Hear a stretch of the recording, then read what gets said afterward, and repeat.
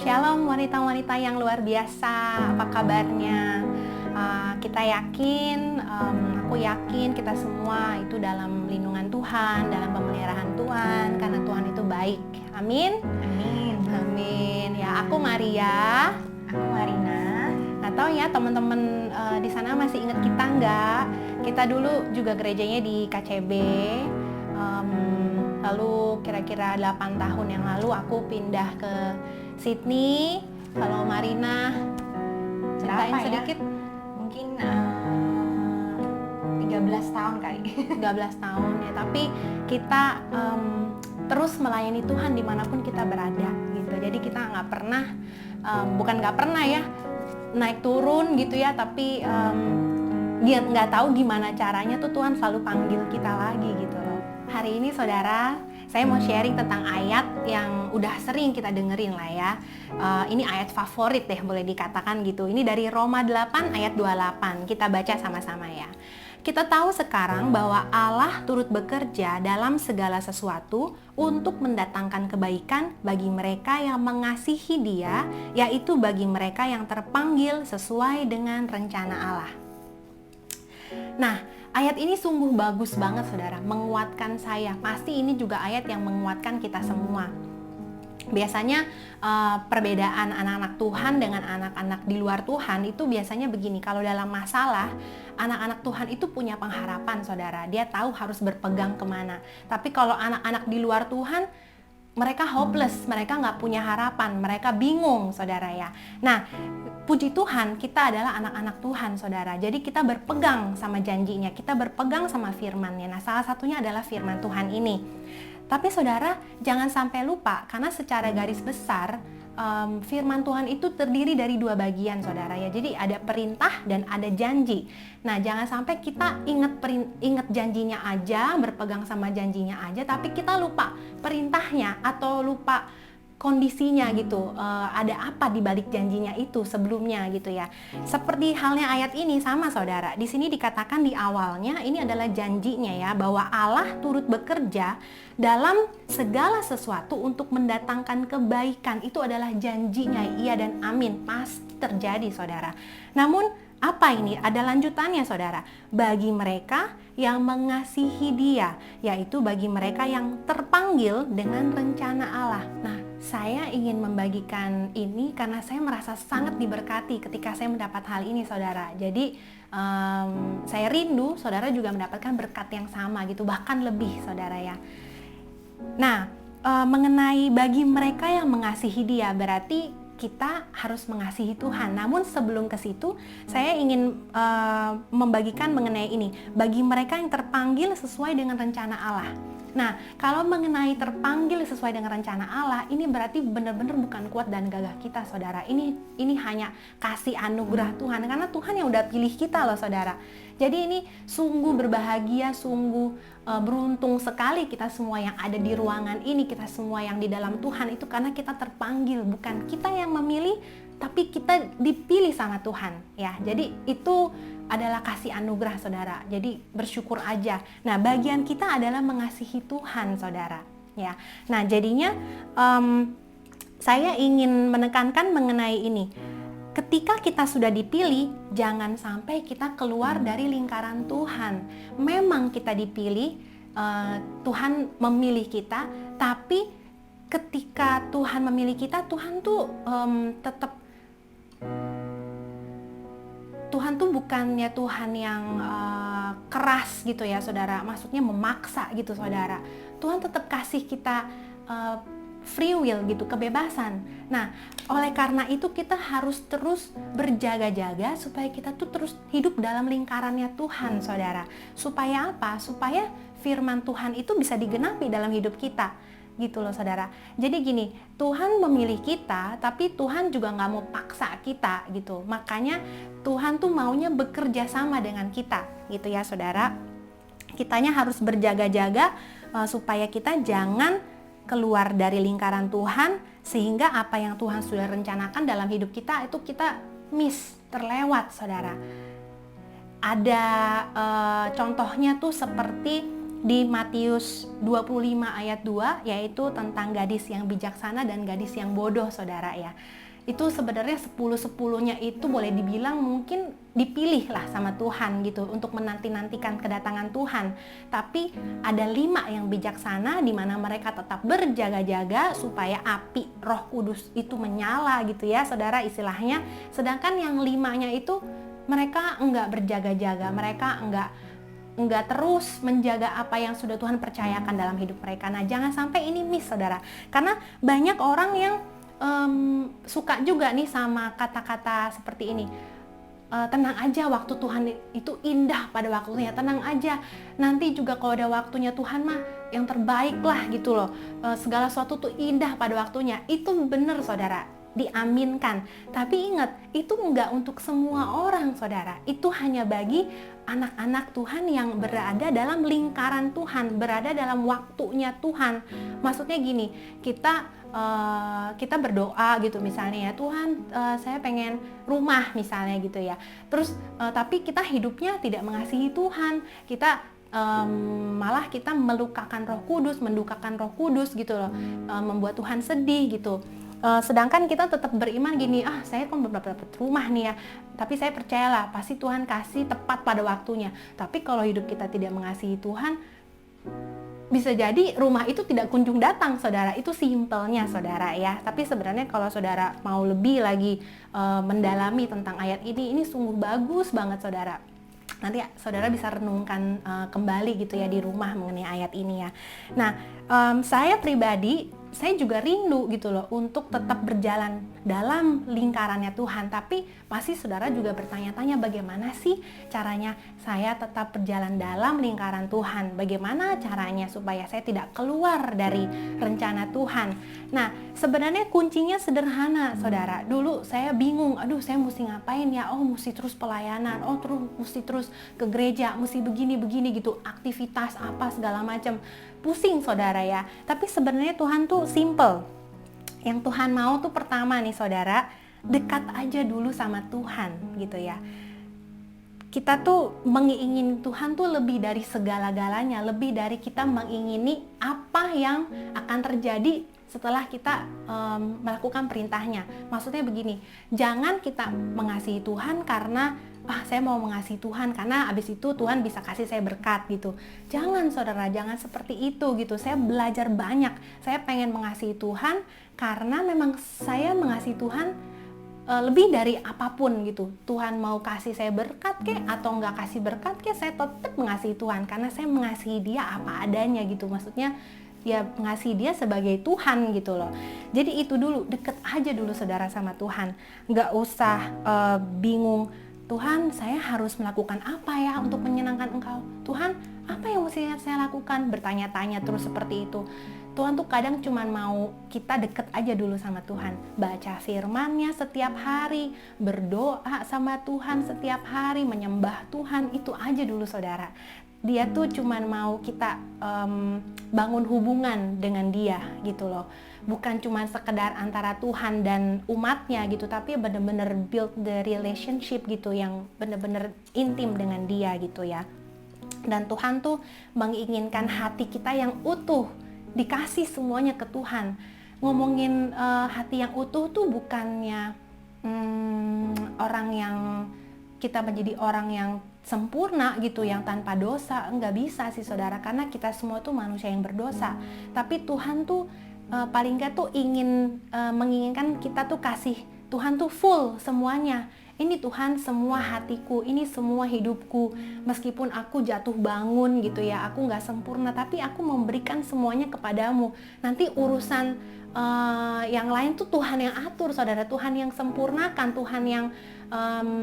Tuhan yang memulihkan. Kalau kita dengan hati yang hancur, kita dengan penuh dosa, mungkin kita penuh dengan jatuh bangun dan kekurangan. Tapi ketika kita serahkan semuanya sama Tuhan, nanti Tuhan yang sempurnakan gitu loh, saudara. Jadi nggak usah mikirin itu gitu ya, saudara.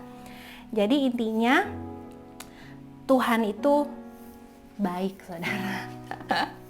Benar nggak? Amin gitu ya. Jadi ada kalanya kita berpikir, gara-gara aku nih taat sama Tuhan kali ya, jadi Tuhan kasih aku ini. Ada kalanya kita berpikir seperti itu, tapi itu enggak banget saudara. Itu bukan karena kuat dan gagah kita saudara, tapi itu semua karena kasih anugerah aja. Jadi kalau misalnya saudara mengasihi Tuhan, pasti otomatis saudara tuh ingin menyenangkan hati Tuhan, melakukan hal-hal yang menyenangkan hati Tuhan gitu. Itu sharing dari saya ya saudara ya. Nah, oleh karena itu saya mau mengajak saudara jangan lupa untuk berjaga-jaga, selalu dekat sama Tuhan, sehingga firman Tuhan tadi tergenapi dalam kehidupan kita. Dan ada satu lagu nih saudara, bagus juga lagu ini, terkenal juga lagunya, ini sangat memberkati saya dan saya yakin ini akan memberkati saudara juga. Kita nyanyi sama-sama ya. Bila kau izinkan sesuatu terjadi,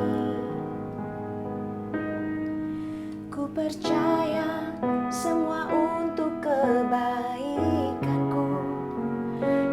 Bila nanti telah tiba waktumu, ku percaya kuasa-Mu memulihkan hidupku. Waktu Tuhan pasti yang terbaik, walau kadang tak mudah dimengerti. Lewati cobaan, ku tetap percaya waktu Tuhan pasti yang terbaik.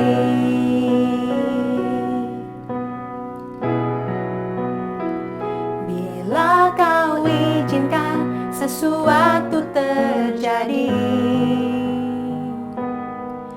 ku percaya semua untuk kebaikanku.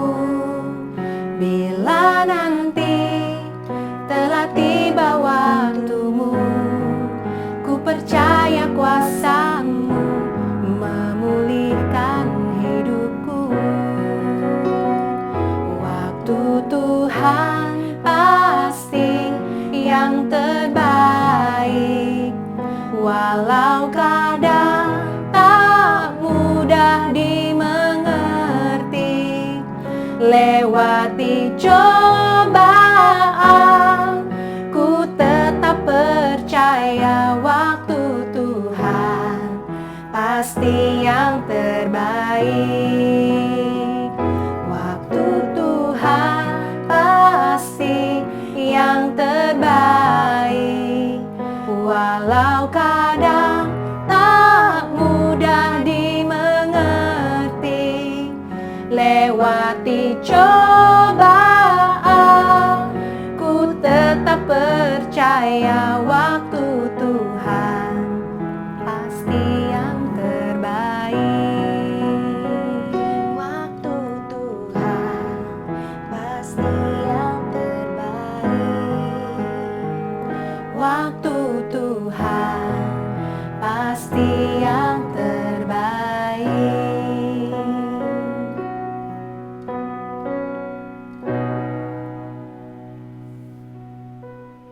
Shalom saudara-saudara Jemaat KCB Women Chance Community. Sekali lagi terima kasih karena kita berdua udah dikasih kesempatan untuk sharing. Terus terang saya pribadi, saya tuh nggak merasa qualified, atau bahkan saya tuh nggak merasa bahwa saya tuh layak menyampaikan firman Tuhan gitu. Makanya saya cuma mau sharing aja. Seperti yang Maria udah share bahwa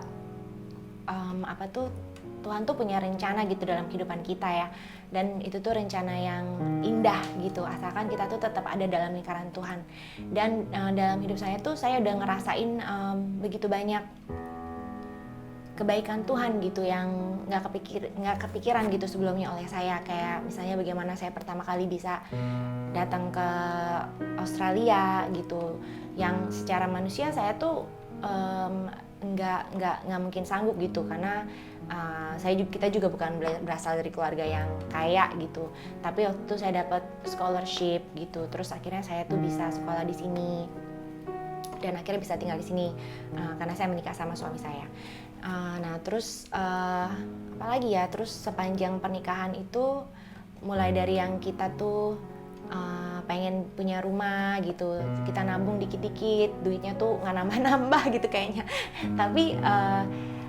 Tapi ternyata Tuhan tahu gitu, kita nggak bilang sama siapa-siapa, kita cuma bilang, oh, ini gue mau beli rumah, tapi nggak ada yang tahu kalau kita tuh kayak nyimpen sampai waktu itu saya datang ke retret, kayak ke retreat gitu, terus udah gitu ada hamba Tuhan yang kasih nubuatan bahwa dia bilang, Tuhan tuh tahu kalian tuh lagi save money buat beli rumah, dan dalam waktu berapa tahun nanti Tuhan akan kasih gitu rumah seperti yang kalian mau gitu, yang kalian doakan. Terus udah gitu, iya benar, cuma seperti yang Maria bilang tadi gitu ya, bahwa bukan berarti kalau Tuhan tuh udah janji kita tuh santai-santai aja kita bakal terima gitu. Enggak, kita juga harus tetap kerjain, ya itu misalnya nabung. Terus kita juga harus harus tetap berdoa, berharap sama Tuhan gitu. Seperti bangsa Israel gitu, untuk mereka sampai ke tanah perjanjian, mereka tuh sampai dibawa muter-muter 40 tahun, padahal yang harusnya katanya bisa sampai tuh jauh lebih cepat gitu. Saya nggak tahu berapa hari, cuma saya pernah dengar begitu. Itu karena apa? Karena mereka tuh masih dibentuk terus sampai mereka tuh ready untuk menerima janjinya Tuhan gitu. Ya sama kayak yang saya waktu itu juga dibilangnya dalam 2 tahun kamu akan dapat rumah, tapi ternyata lebih, karena ya saya nggak tahu apa yang Tuhan masih mau bentuk gitu ya, tapi pada akhirnya Tuhan kasih gitu. Nah terus itu hal yang baik gitu ya, yang ibaratnya apa tuh, kesaksian yang baik gitu. Nah sekarang saya juga mau menyaksikan sesuatu yang mungkin bukan yang berita bukan berita sukacita. Pergumulan. Iya, saya mau menyaksikan sekarang pergumulan gitu. Terus terang saat ini saya tuh merasa saya tuh boleh dibilang berada dalam lembah kekelaman gitu ya saudara. Saya tuh dari dulu kan udah kenal Tuhan. Dari saya masih kecil namanya juga dari keluarga yang kenal Tuhan gitu, jadi udah sering banget dengar lembah kekelaman nyanyiin gitu. Tapi terus terang baru saat ini saya merasakan ngerti gitu, benar-benar ngerti apa itu berada dalam lembah kekelaman gitu. Dan itu tuh seakan-akan tuh kita tuh kayak nggak ada keinginan lagi untuk hidup gitu, kayak kita tuh gelap gitu semuanya, kayak nggak bisa ngelihat jalan keluar gitu. Kayaknya kayak kita kayak ada dalam kayak kita kayak ada dalam terowongan tapi nggak keluar gitu saudara ya. Nah di masa-masa pandemik ini terutama ya, saya yakin pasti kita semua tuh masing-masing mengalami ada yang berada dalam lembah kekelaman. Mungkin tiap orang ya beda-beda lembah kekelaman itu seperti apa. Ada yang mungkin dalam masalah finansial, ada yang dalam masalah keluarga, ada yang dalam masalah kesehatan atau apa gitu, dan mungkin cuma Tuhan sama saudara yang tahu gitu ya. Nah terus saya tuh sempat, terus terang waktu pertama kali saya mengalami ini, saya kecewa sama Tuhan. Saya tuh seperti memutuskan hubungan saya sama Tuhan gitu.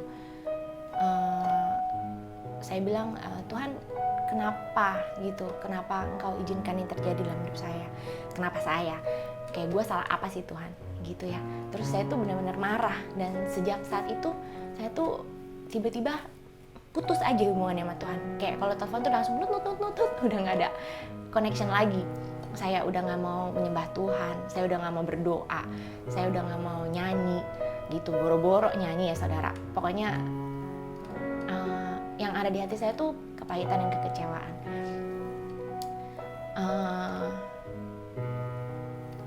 Itu berlangsung lumayan lama gitu, beberapa tahun, sampai pada suatu hari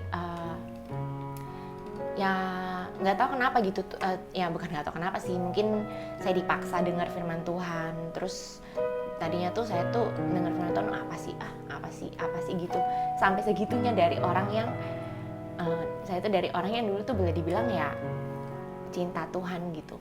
Nah terus pokoknya ada satu poin bahwa ya udah, ternyata Tuhan tuh nungguin saya gitu, dia panggil saya lagi, sampai akhirnya saya mulai pelan-pelan gitu, mau mulai lagi doa, mau mulai lagi nyanyi gitu, walaupun sekarang nih kalau menyembah gitu ya, main keyboard menyembah, kadang-kadang kata-kata tuh nggak keluar gitu, kayak saya ngerasa saya tuh udah nggak tahu mau ngomong apa karena udah terlalu lama saya tuh menjauh gitu dari Tuhan.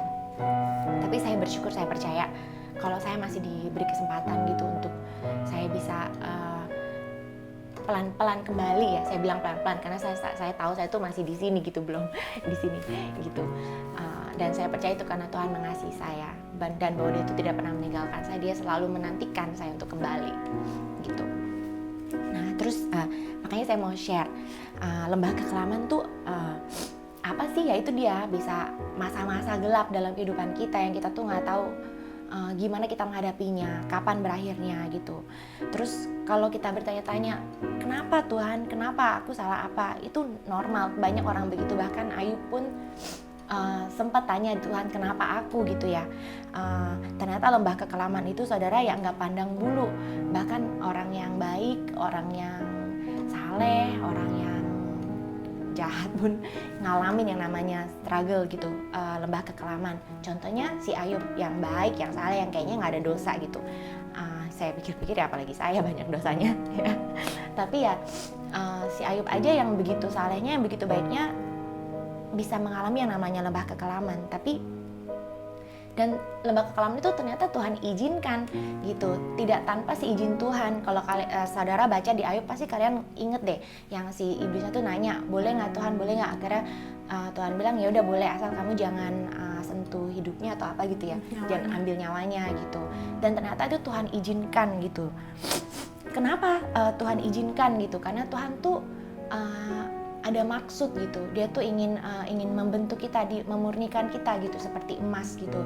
Dan pastinya dia pasti akan membawa kita untuk terbang lebih tinggi gitu dari apa yang kita bisa pikirkan gitu. Walaupun saat kita mengalaminya tuh kita nggak bisa lihat itu gitu. Kita nggak bisa ngerti gitu. Pokoknya yang kalau kita lagi di situ ya kita sakit aja gitu ya. Tapi itu dia saudara, kenapa kita diingetin bahwa dalam lembah kekelaman pun kita jangan sampai kita meninggalkan Tuhan gitu. Jangan sampai lah saudara kayak saya yang kemarin itu bener-bener udah nggak peduli lagi sama Tuhan karena saking kecewanya gitu loh. Untung aja Tuhan masih bawa saya balik gitu ya. Kalau enggak ya saya juga nggak tahu. Bahkan dulu lagi saya sampai bilang, kalau orang bilang nanti masuk neraka, lo gue udah nggak takut gitu karena saking kecewanya gitu, saking marahnya. Nah, tapi saudara, pengharapan kita adalah bahwa lembah kekelaman itu tuh sementara, seperti terowongan saudara. Mungkin terowongan itu ada yang panjang, ada yang pendek, tiap orang beda-beda ya. Tapi pada akhirnya kita akan melewati itu kegelapan, kita akan keluar dan kita akan melihat cahaya kemuliaan Tuhan gitu. Kalau kita tuh mengingat janji Tuhan gitu, salah satunya tuh yang hari ini saya mau share adalah janji Tuhan di Mazmur 23. Tuhan gembalaku yang baik. Tuhan adalah gembalaku, takkan kekurangan aku. Ia membaringkan aku di padang yang berumput hijau. Ia membimbing aku ke air yang tenang. Ia menyegarkan jiwaku. Ia menuntun aku di jalan yang benar oleh karena namanya. Sekalipun aku berjalan dalam lembah kekelaman, aku tidak takut bahaya, sebab Engkau besertaku. Gadamu dan tongkatmu, itulah yang menghibur aku. Engkau menyediakan hidangan bagiku di hadapan lawanku. Engkau mengurapi kepalaku dengan minyak, pialaku penuh melimpah, kebajikan dan kemurahan belaka akan mengikuti aku seumur hidupku, dan aku akan diam dalam rumah Tuhan sepanjang masa. Jadi saat kita dalam lembah kekelaman, ingat bahwa Tuhan tuh tetap sayang sama kita. Tuhan tuh tetap dalam hatinya tuh, dia tuh selalu pengen yang terbaik buat kita. Terus ingat bahwa Tuhan tuh bersama dengan kita gitu. Dia tuh in control. Walaupun kita dalam kekelaman pun dia tetap pegang tangan kita, dia tidak membiarkan kita sampai jatuh tergeletak gitu. Dan juga dia akan, pada akhirnya dia akan memulihkan kita, membawa kita dalam kemuliaannya. Kita akan menerima kebajikan, kemurahan, dan kita akan diam dalam rumah Tuhan gitu seumur hidup kita. Kalau kita dalam kita melewati lembah kekelaman ini, kita tidak menjadi pahit, kita tidak menjadi kecewa, tapi kita tetap berpegang sama Tuhan. Ya mungkin kita nggak tahu apa sih Tuhan, apa sih tujuannya. Saya juga nggak tahu apa tujuannya. Tapi Tuhan tahu, dan yang kita perlu imani, kita imanin aja. Tuhan tuh punya tujuan yang baik pokoknya, yang melebihi akal pikiran kita. Makanya kita nggak ngerti gitu. Pokoknya kita percaya aja gitu. Itu aja kesaksian saya. Semoga bisa memberkati jemaat Karawaci City Blessing Women Chance Community.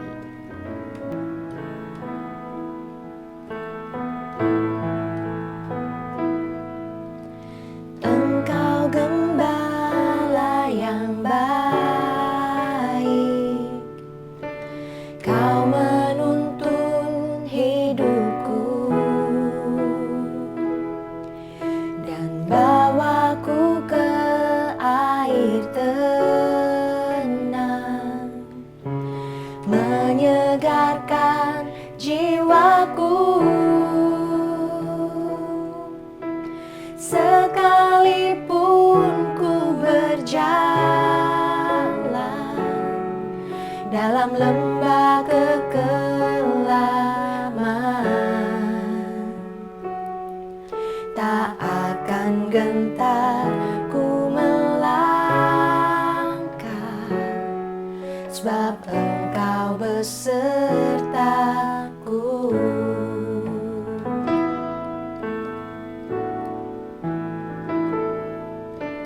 Engkau gembala yang baik, Kau menuntun hidupku dan bawaku ke air tenang, menyegarkan jiwaku. Sekalipun ku berjalan dalam lembah kekelaman, tak akan gentar ku melangkah, sebab Engkau besertaku.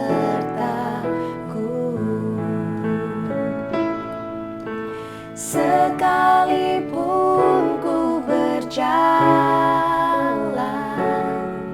dalam lembah kekelaman,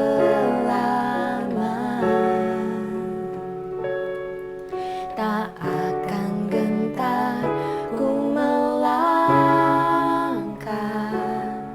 sebab Engkau besertaku.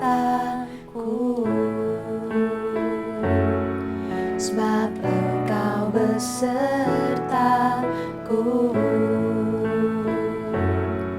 Sebab Engkau besertaku.